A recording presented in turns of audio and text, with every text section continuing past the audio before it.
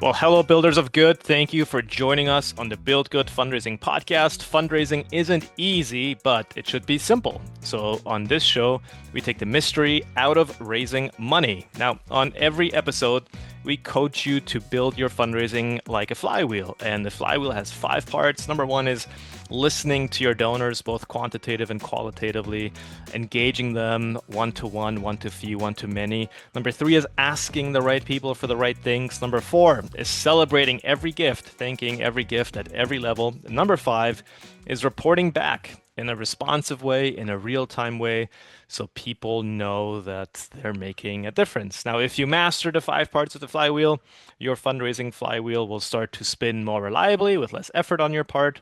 Your revenue should grow, and so will your career. Now, every week, we focus on one part of the flywheel. But today, we're actually focusing on what happens before you start spinning this flywheel with supporters who enter your organization as first-time supporters. We are focusing a little bit on brand awareness and how that fits into actually growing your nonprofit brand. And what are some of the things that you need to think about when you go to market as a charity and you think about your growth strategy. And we are going to be talking to Dr. Margaret Faulkner. She's a senior marketing scientist at the Ehrenberg-Bass Institute for Marketing Science. And the Institute, if you're familiar with it, if you're familiar with the book How Brands Grow, and there's also a follow-up to that that's more focused on service businesses, basically makes a very simple argument. The Institute says a lot of the things that we've been taught about marketing, what we've been taught about differentiation, maybe even loyalty, maybe some of those things aren't what we think they are. Maybe we've been misled by some of those theories. And so they take a very research-focused approach. And their position is that brands grow not only by cultivating deep relationships with a core group of people that get smaller over time, but actually by reaching the vast mass, the vast majority, people who might be considered maybe not donors today, but donors tomorrow, people who might be light buyers in their parlance. But we're going to get into all of that. For now, this is my conversation with Dr. Margaret Faulkner.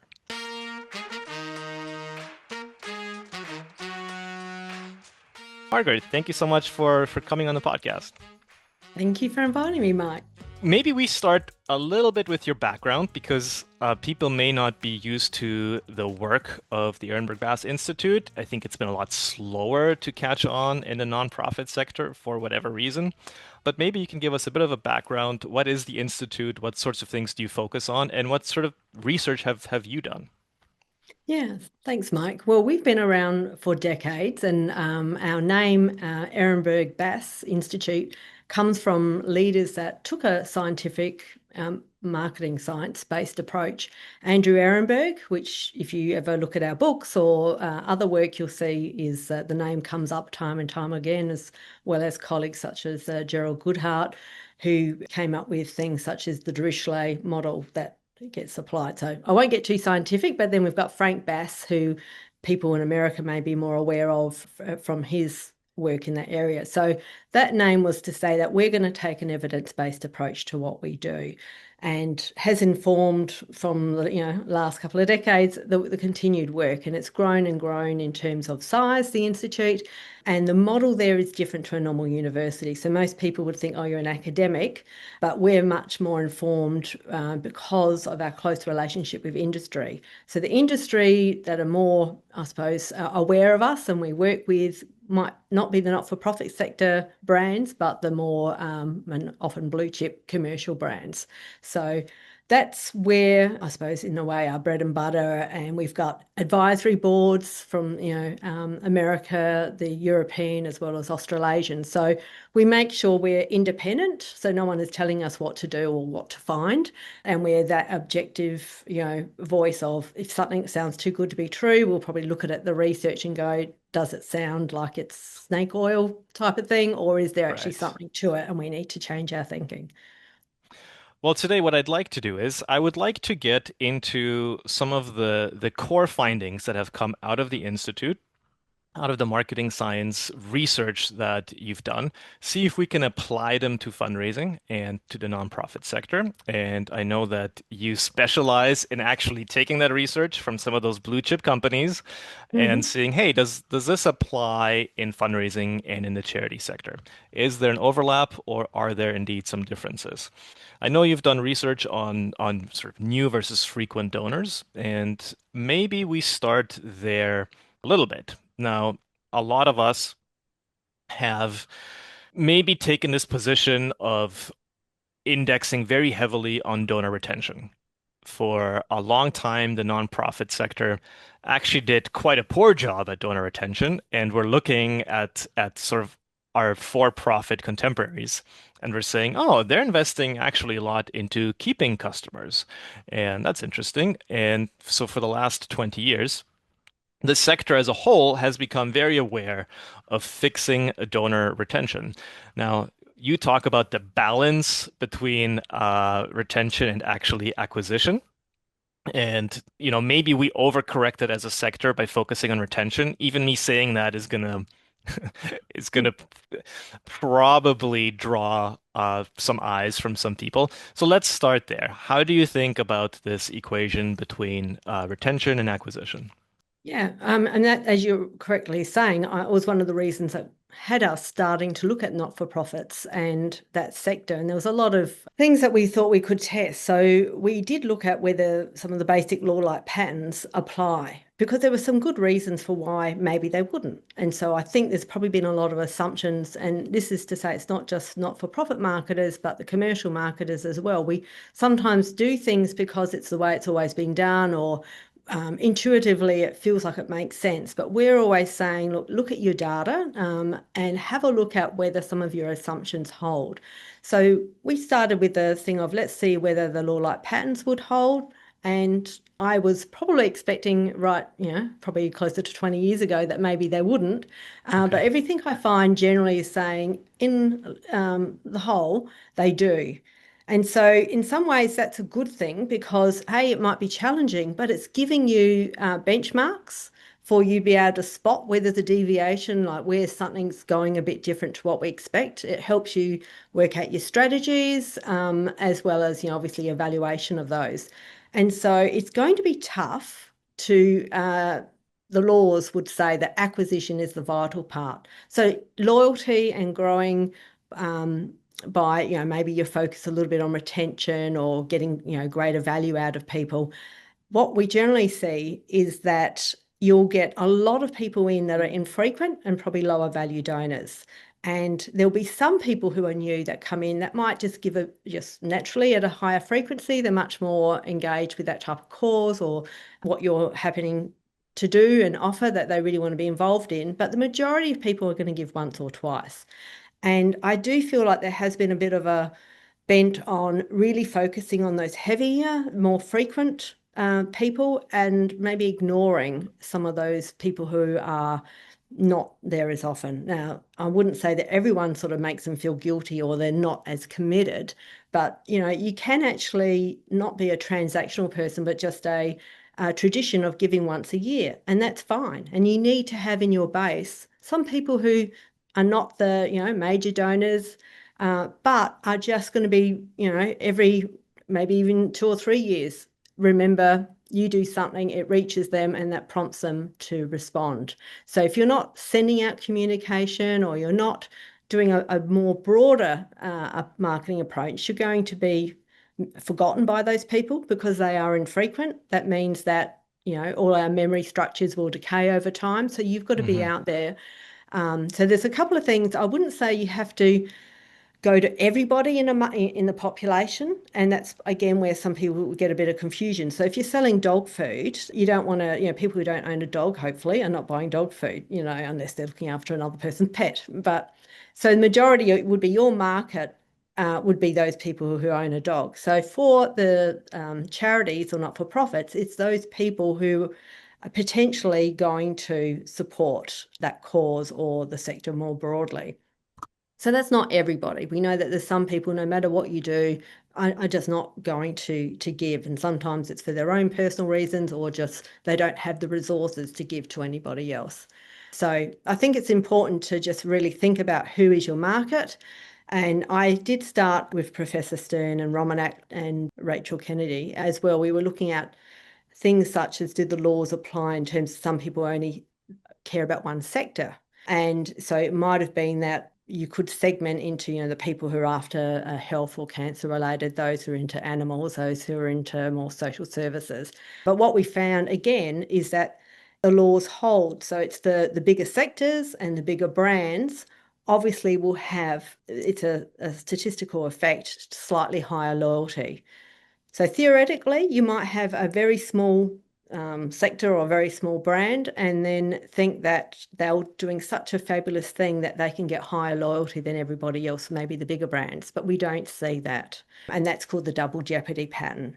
So there's a Yeah. lot of things that are human related, not sector related. And so if you understand people and how humans operate and interact with the world, that then goes, oh, that's why it's a common thing here, because humans are involved.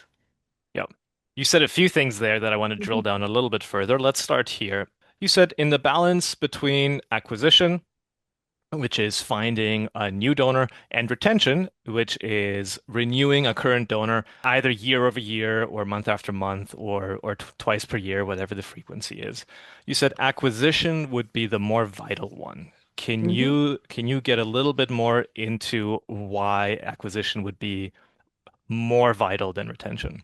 Yeah, because we find that as you acquire more people, you get some of the people who infrequently give or at less value dollars, as well as a few more of those heavier or more frequent ones. So you get a bit of everybody, but the distribution pretty well stays the same for everybody in that there's many, many fewer donors and just a few that will give more regularly, and then some really obviously a very few major that are in there.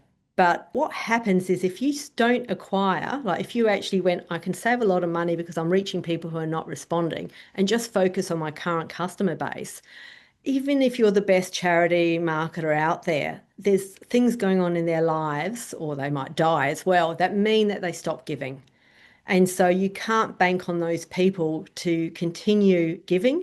You need to replace them. So there'll be a natural attrition rate. So you have to acquire even just to stand still in what you're doing. Right. And obviously, if you want to grow, we've shown the work looking at more generally how brands grow and decline. It is all about the acquisition. And yes, the loyalty metrics might move a little bit, but the acquisition ones is what is driving it, whether you decline or whether you grow.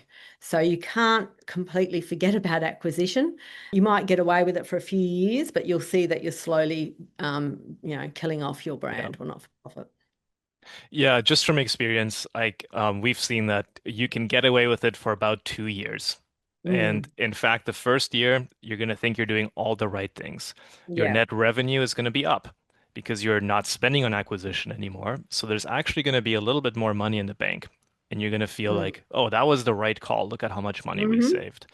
And year Mm. two is going to stabilize a little bit. And year three, all of a sudden, you're going to like it's going to stop. The party's going to stop. And all of a Yeah. sudden, you're realizing that you're going to be in a deficit and you don't know how to fix it. And it's going to take you another 18 to 24 months to fix it because Yeah. you've lost 18 to 24 months. Yeah. And I'm assuming your fixing it has always been by acquisition. I mean, that generally would be, or I mean, acquisition might even be going back to your lapse donors. So some people think when people leave you, they've left you, like they've made a conscious decision. But I think there was even Adrian Sargent's research where people were contacted who had been lapsed and they didn't even know that they were a donor. Yep. So some people are not obviously your brands, if you're a marketer there or fundraiser, they're vital. You look at everything you do and everything that goes out by your competitors or other people in the industry. Whereas, the people who are your supporters have got so much else going in their life. You're just a tiny part of it. And so they might forget. They might think they're giving to a cause and, they didn't even know the brand that they were giving to. So, but then there's also people who are really easy to maybe reactivate because you haven't been focused on talking to them for a while, and maybe their circumstances have changed. So it's not always about a lack of trust for the brand. It might be the fact of, they lost their job, or they started having children, and so therefore the finances got tight. But, as the lifestyle changes, it might be that how they give or what they give might change. And even things like bequests. I know there's obviously people will put a lot of focus on that area, but sometimes people will get one left by someone who was just a very, a donor some time ago, that they were never really investing in getting that bequest. So again, because there are things such as bequests that can come on that are quite large amounts, there's another reason to maybe have a broader donor base, because it's everything is a bit of a probability for us. So the probability goes from 0, because you've got no contact, you're not in their memory, to something. It might still be small, but it has moved from 0 to something. So that's where we see the majority of the growth comes, is moving someone from 0 to 1, or versus from 5 to 7. It's going to be a much harder thing to get people to give much more frequently, because they're going to max out. Yeah, we've looked at donor files where more than half of the bequests that were coming in were from people who had never made a gift. They Mm. were completely unknown to the charity. Now, of course, the people making those bequests didn't feel that way. No, They were no. probably watching TV ads, they knew about the charity, or whatever. Like Or it could have been it in was, their family member's name. It yeah, could have been in a database that you've got rid of, so it yeah, depends. I mean, they've obviously had some reason. And you talked about building brand awareness. So brand awareness for us, the metric is much more connected to the category, and all for here would be the cause. Whereas mental availability, I think the difference there is we're looking at, from the supporter or the donor's life, what are the reasons that they would make a connection? What are they doing? And so it's not just about linking that, hey, I'm a health charity, or, I do good things for people who are homeless. right. It's remembering that why would they care about that, and making a connection to actually mean that the next time they're looking to do something, leaving a bequest might be one of the things, but it might be leaving a legacy, or feeling like they can make a difference for different people at different stages of their life. That's going to look very different in how they react or respond to things. Yeah. You mentioned it's just kind of how humans are, which is that Mm. big brands are going to have better loyalty, and small brands tend to have less. And you mentioned that that's a bit of an odds thing. And so the law of double jeopardy, I want you to explain that a little bit better to our audience. Yeah, And no, that's good. because let's Yeah. say, like, okay, let's just take the Red Cross, super well-known brand. Hmm. And you're saying, well, probably a statistic would say that Red Cross is going to have higher brand loyalty than a small organization that maybe not a lot of people have heard of. They have maybe 2,000 donors. Hmm. When that organization might think, oh, we have way better loyalty than the Red Cross. Our donors actually know us by name, and we know them by name, and we're like their Mm. favorite little charity. Mm. Yeah, so again, we see this, it's not just a thing for not-for-profits, and it's not just a marketing thing. William McPhee found it in radio announcers and cartoons. Like, I mean, theoretically, what you're saying is right. The smaller one could actually have a cult following, or, there is that sort of greater bond they feel, so the loyalty metrics would be higher. But when you look at it from, again, looking, I suppose, from human beings and just our behavior and how we interact, when someone like Red Cross is such a big brand that they've built what we call mental availability, they're easy to think of, they're easy in the physical availability, easy to give. And so those people who are what we call like light at that cause or category level, they probably only know one or two brands. They'll know Red Cross.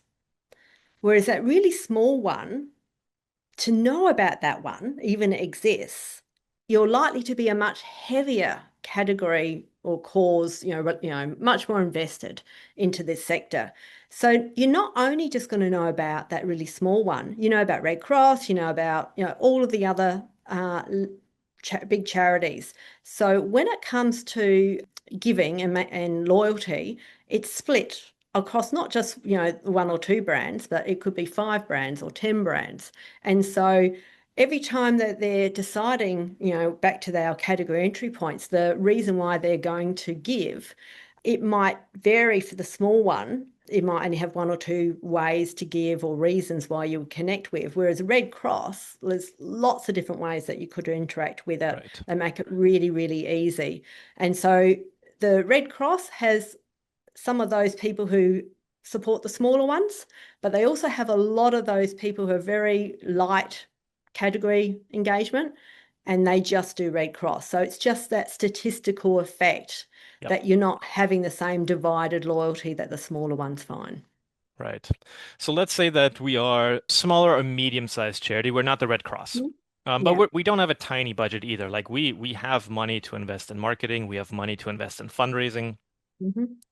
For every $100 that we spend, and I know this is an unfair question because the answer is always going to be a little bit like it depends, but like Mhm. generally speaking, for every $100 that we spend, how are we dividing that up between, between maybe brand acquisition, direct response, and just like loyalty type retention type activities?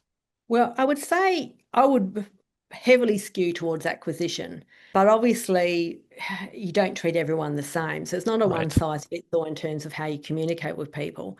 But our advertising, again, more broadly, research has shown that if you are already a current user, so the people who are already showing you some loyalty, they're going to notice things that you do in the market much more than people who are not currently acquired by you. And so when you're doing work to acquire somebody, you're also reminding those people who are existing ones that you exist, and increasing their likelihood to respond to something that you give. And so it's not an one or the other, especially if you go mass, or I'm not talking about mass as in population, but mass in terms of what you believe your market is. So if you only keep looking at your current people as well, then you can lose track of what's going on in the market. You just talk to your current people. You don't think about opportunities. There might be things that you could, put some of your $100 towards that might have less competition from Red Cross because they're not operating in that space or at that time. So you've got to not just look at the other small charities or nonprofits. You've got to keep an eye on what Red Cross is doing in the market. And obviously, you need to be smart and get the most bang for the buck. So if you went on their heavy fundraising week, then they're doing something, you're going to get washed out. Whereas if you know when they're not on air or not doing something, you'll be able to cut through Yeah. a bit more. Yeah. I want to start putting a few of these concepts together, but before we do, Mhm. there's a few more you've mentioned that I just want to make sure we define for the Mhm. audience. So you've talked about mental availability already. So let's Mhm. define that a little bit for the audience. Mental availability, you've talked in terms of a memory structure. Mhm. Can you define what do you mean when you talk about mental availability? Yeah, so I'll go back to the brand awareness as well, because I think most people, obviously, brand awareness is a metric most people would be measuring and reporting. And the way that you normally would measure it would be to say, what you can do top of mind, as in, here's when you think of charities or not-for-profits, who do you think of? And that will, skew towards the bigger ones coming out because that's a really hard thing to do. You're not going to probably get the smaller ones out. Then you can prompt them. And if you're prompting, again, you might show them or show them the logos if, people visually, but it's all back to the cause. Like your question is, does this belong to this category or this cause?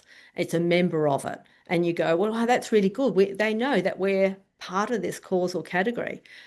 But most people are not going towards, I want a cause or charity. Some might, but the majority are going about their lives. As I said, you really got to get into the heads of people and what is leading to what we call category entry. So we call that category entry points.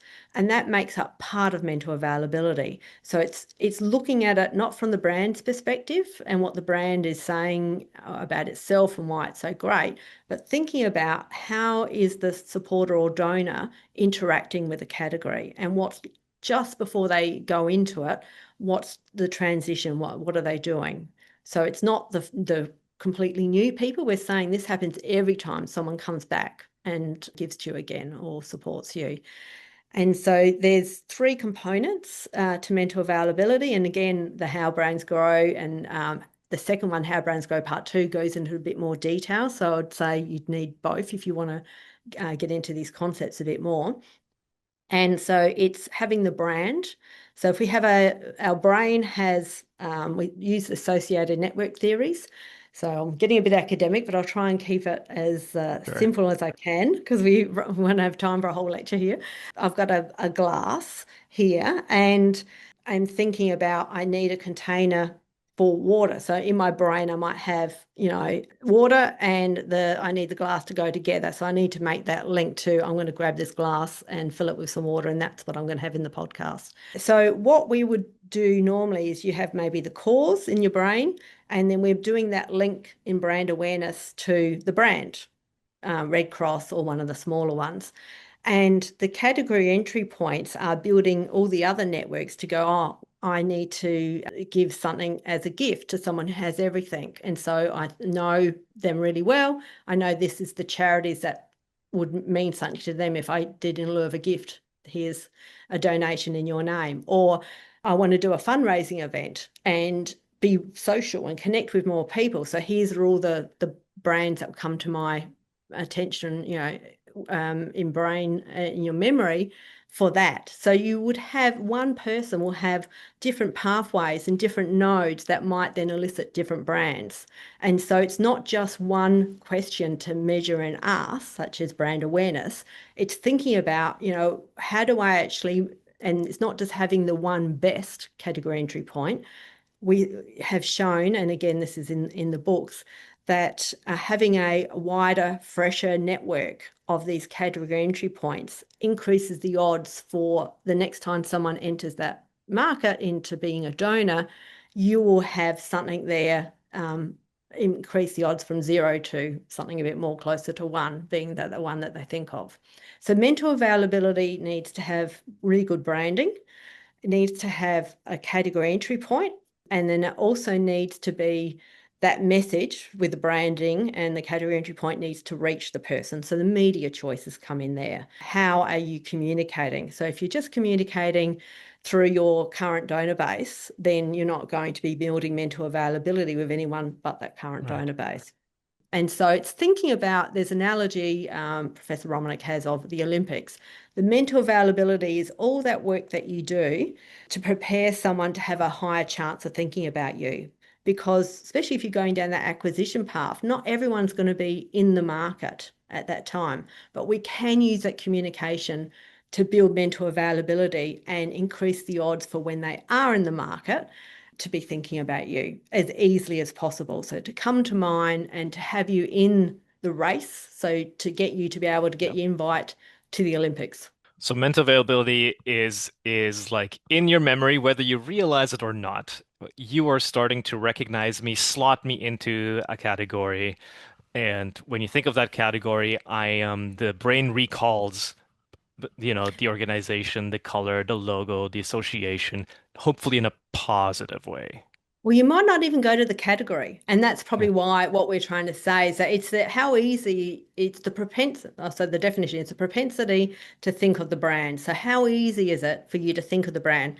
And we don't, and again, this is moving away from the structures we have in academia or in practitioner life about how we think about brands. We put them in our own little boxes. These are part of this cause, or these are, this is Right. the broader category. That's not how humans interact and store memories. And so it's thinking about back to how we store memories and how we will access it. So, it might be Christmas time or tax time, and I'm thinking, what are the charities? So you might go straight to the brand. You might not go to the category at all. Yeah, got it. Then category entry point, you mentioned this a few times. I do think we need to define it a little bit in terms of like charities. Would a category entry point be, so that's when somebody makes a gift to you for the first time, the vehicle. Like, would that be like you've got a walkathon, you've got a Giving Tuesday campaign, you've got a Mother's Day campaign, you do something around year end. Maybe you have a thrift store that your organization, are those all category entry points?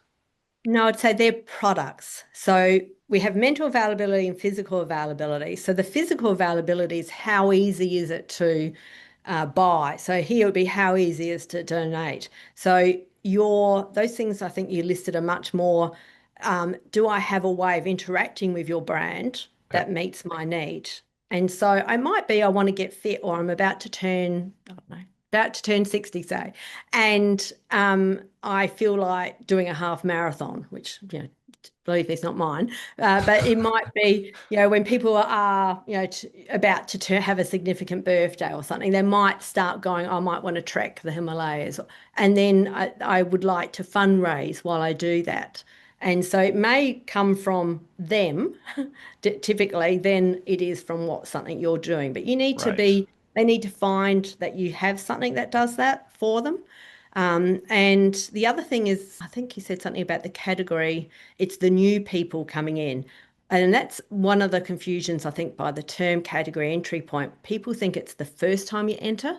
We're saying this is a process that goes in people's brains every time they're going to engage. So I'm not walking around with, I'm a donor for Red Cross or for a smaller charity. I'm going around in my life, and then something triggers me to go, hold on, I have maybe a goal or a need. It could be, for instance, have children or grandchildren. I'd like to sponsor a child to show I'm a good role model. So the product is the mechanism but the category entry point is much more about the person. So you The need moment. to Okay.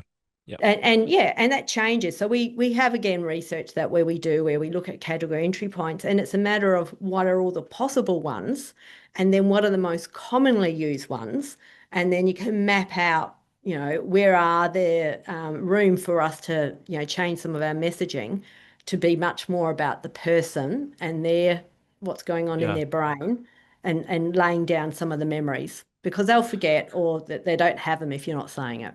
Yeah. So let's go with the example of I'm turning 60 and I decide I'm going to run a marathon or half marathon. I'm going Mhm. to do it for charity. So mental availability would be like, well, your charity comes to mind. I'm going to do it for this charity. But then there's also physical availability. Would Well, yes. phys So, mm, sorry, I was just saying the mental availability is making it as a propensity. So I start thinking about, generally, it may not just be the one charity. There might be a few that I could think of. And then the physical availability is, okay, now I'm ready to make a decision. Which one will I choose? right. And if you're the charity that offers this is one of the things that they offer is Hmm. you can have a peer-to-peer fundraiser and it's easy to set up and Mm, here's a whole bunch of other people who've done it and their mm. fundraisers and you've got a bunch of social proof. So would that be more like the physical availability?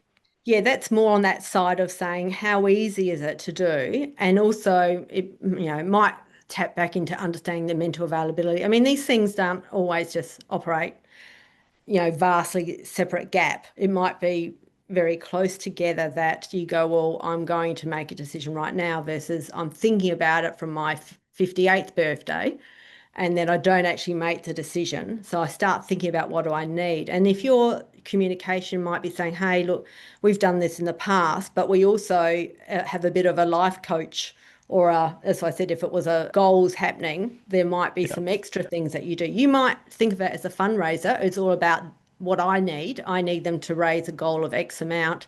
I need them to go at the time I want them to go and all this sort of stuff. Whereas if you take it back to them, their birthday happens to be here. Is there something that's happening around, that time? Can they bring their Yeah. friends or do they need a longer time frame to raise what is needed versus what you Yeah. might typically promote? Yeah. Okay, so one more definition before we Hmm. start putting this together. We've talked at various points in this conversation a little bit about awareness, a little bit of branding. We haven't Hmm. necessarily talked about this term future demand, but we have talked about donors who are, in your words, not in market yet, but they Hmm. might be in the future. So I want to explore that concept a little bit, and then we'll put these all together. So Hmm. if you can explain future demand to us and this concept that somebody might not be in market yet to make a gift to your organization, but they might be in the future. Yeah, I mean, I suppose that's future demand, I have to say, is not really an institute concept that we use as much, but it would be like just saying, well, our things are going to continue on just as they are. So understanding the past can quite often be your best prediction of what's going to happen in the future. So I would always start there. Is again, because I'm a marketing scientist, you want to have a look at the data and go, has the world changed? Like if there's a pandemic, obviously people are not going to volunteer or do things as much. But generally, there might be really common patterns that happen. And so the future demand is, for me, it would be all about building mental and physical availability. And then that will, rather than you having to target, I think this person is going to be the one who next is going to give me a big gift. I mean, great if you've got some data to help support that, but it would be more about, do I have enough things out there so that there is something for everybody? There's something set up for those who can, want to engage lightly with us and those who want to be really heavy and one of our, advocates. So we've got Hmm. something, going across everything. In the future, it'll be about, that's what we've sort of gone back to the negative binomial distribution. We know that it's moving someone from a 0 to a 1. So not having supported you in that last, time frame to 1 would be the way to go. And to do that, you've got to get out there and, have memory structures as well as it can be, it's not all about advertising or building mental availability, because if when they go and look at your website or, what you're offering and it's not going to fit, well, then they'll go with someone else. So Yeah, that's why some people can forget about the physical availability part and they're not going to yeah, see that all their hard work, it's been wasted. So that's why I said I'm always about don't waste your opportunities. We have such limited resources. Even if you're a large nonprofit, you would still have a budget that you have to, argue for. So you right. want to be able to show that you're getting the best bang for your buck. If we're if we're marketing to build mental availability to people who aren't yet in our in our databases, haven't yet made a gift, might not be in Hmm. market yet for us, but we want to make sure that when they decide to make a gift or do something that we are top of mind, so to speak. In those marketing activities, when we're building memory structures, do those look the same as like a bottom of the funnel direct response, or do they look quite different and have a very different job than Yeah. the marketing activity that then kind of um, tries to encourage somebody to make a gift today? Mm.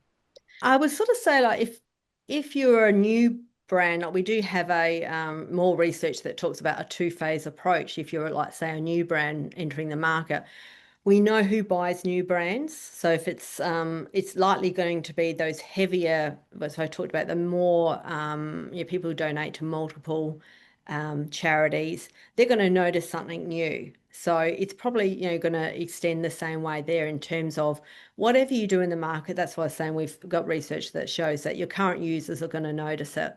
And you're right in saying that the category entry points or the messaging that's relevant for them isn't going to be the messaging that's relevant for those people who really don't know much about you. So you obviously can have a more complex um, discussion or messaging that is happening with the people who are very au fait with the sector and the causes and knows, so much more information.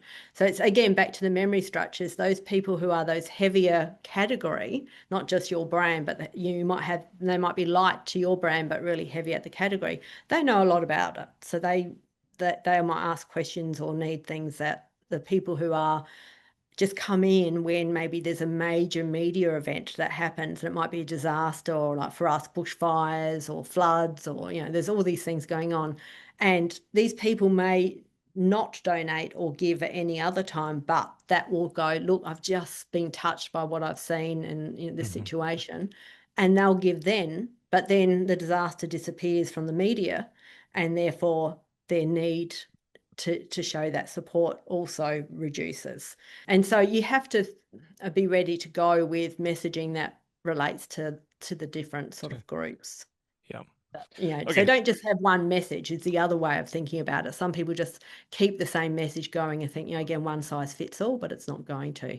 Yeah. And you really need to get into the minds of the people who support you to understand which messaging is going to be most commonly helpful to lift your donor base. Okay, so we've talked about that like research shows that a majority of growth is going to come from reaching new donors and new audiences over time. And that Hmm. also includes people who maybe used to make gifts to you but haven't in a while, they've lapsed. And so acquisition includes those people, includes lapsed Hmm. donors. But growth is going to come from finding new audiences because even if you have tremendous retention of existing donors, if you only rely on retention 5 years in, you will have eroded your donor file to less than a third sometimes. So Hmm. you need new folks coming in. You need to open the door wide and invite as many new folks in as possible. That's where growth is going to come from. We Hmm. talked about mental availability and how that means that people essentially think of you. We've talked about having a brand that they might remember. We've talked about category entry points, which is actually every time somebody's making a gift to you Hmm. is a category entry point. We've talked about physical availability, which is not only can they think of you, but is it easy to find you, make a gift, engage with you in the way they want to engage with you? And those might be many different ways. Then we've talked about like this idea that some donors don't yet know you exist, or if they know you exist, aren't going to make a gift today, but you already need to be in front of them. So by the time they start to think of you or start to think of making a gift, you are hopefully one of the charities and hopefully the charity that eventually has earned that gift by being in front of them. Now I want to put all of that together. If you're advising a charity today who is saying, everything is on the table. Growth is the goal. That's the name of the game. Everything is on the table. There's no sacred beliefs or traditions that we have to hold on to. We are open to doing what it takes. How would you just advise the charity to go to market and put all these pieces together? Well, first of all, I think, again, you're not going to be surprised. I'll say look at the data, but Yeah. also listen to people, talk to people, make sure you're not talking at them.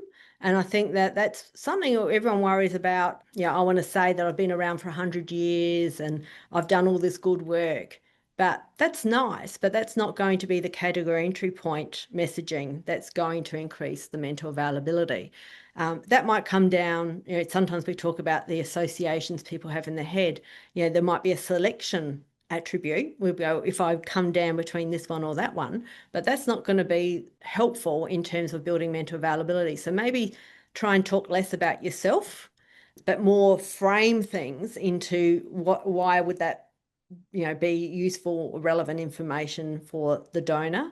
And yeah, obviously acquisition, you don't want to leave that to the last, 3 years' time, as you said, it's now dire. If you continually invest in the acquisition and you do it in a way that you're not wasting resources. I mean, yes, it's going to be costly versus going to your constant, the people who are going to reply more, but it's a necessary thing to do.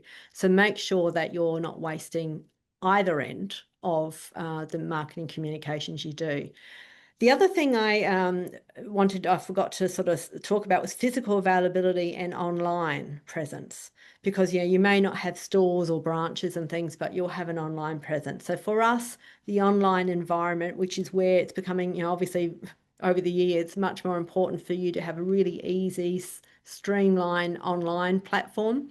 That would be the other thing, is you don't want to do all of this work outside, and then when they get to the online environment, it's too overwhelming, or it's just, too many clicks to get through, or too many. If it was about volunteering, how do you make it as easy as possible? Or signing up for these events, is it in a way that's as easy as possible? You're not losing people as they go through.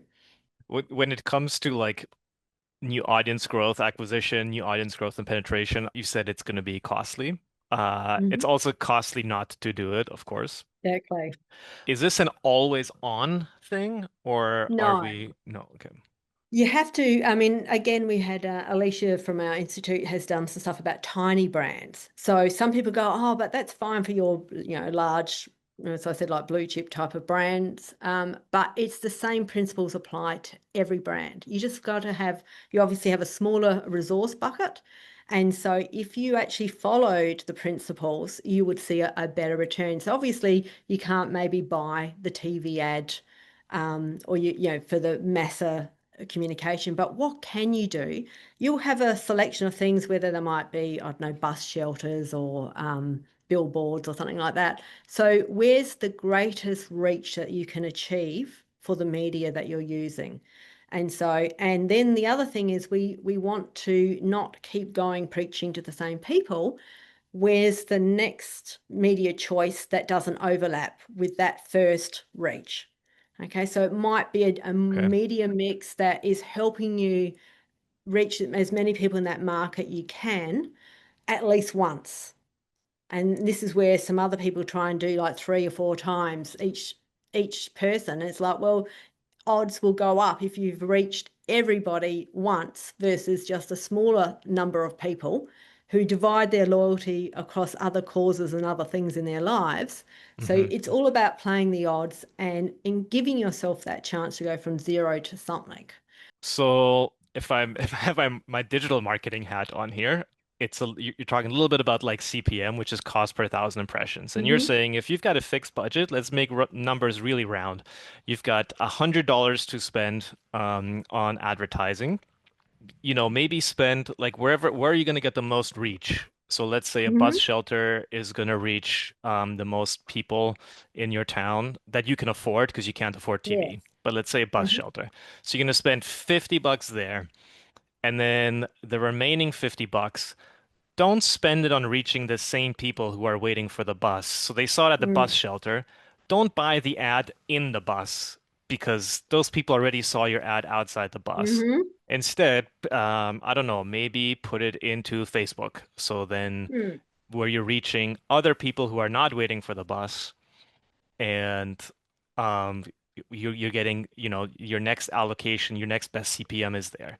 And then maybe you've got Yes. some money left over and you put that into something else. But like you're just trying to reach everybody one time versus trying to go to a smaller group of people, but make sure they see you everywhere all the time.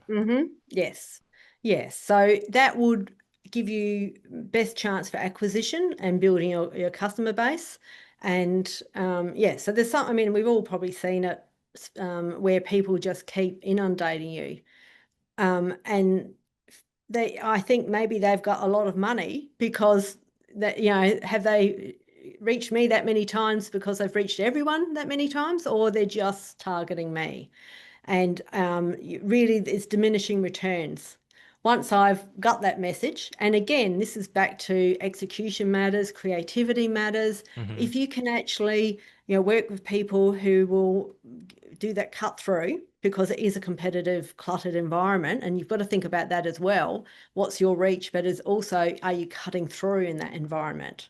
And so is the Right. branding well done? Are you using distinctive assets, which are non-brand name elements that, especially in visuals, can work? Are you saying the name and showing the name if it's in a video? So you're not leaving it to the last few seconds, your brand early. So the mapping into the brain happens for that whole 6 seconds or 15 seconds or whatever you have these days. It's just getting those memory structures built versus wastage in that exposure. Well, this has been fascinating. Thank you for coming on the podcast and talking a little bit about this. If people want to know more, if they want to dig into some of this research, where can they go? How can they find you? For the broader concepts, I would say again the How Brands Grow books are great, and there is also Jenny Romanik's got books on building distinctive asset and better brand health. So they're again written for general marketers, and there'll be nuggets in there for the not-for-profits as well. So don't think that they're not relevant to you.